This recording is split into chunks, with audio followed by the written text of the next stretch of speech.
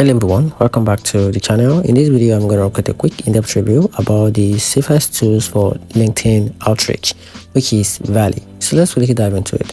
Valley is a smart LinkedIn outreach tool designed to keep your account safe while helping you reach the right prospect. It focuses on intent-based targeting, meaning it identifies people who already show interest through actions like site visit or content engagement.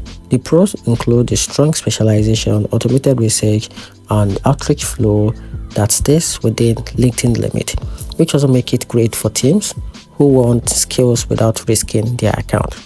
On the downside, Valley isn't cheap, especially for solo users, and the platform still requires setup and ongoing monitoring to avoid misstep.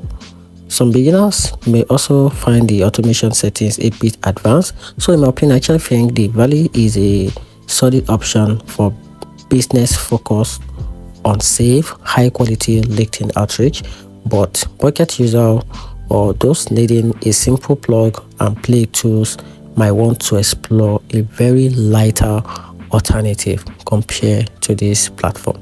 And that's it. Hope you find the video helpful. If you do, turn on the notification button and make sure you subscribe for more review.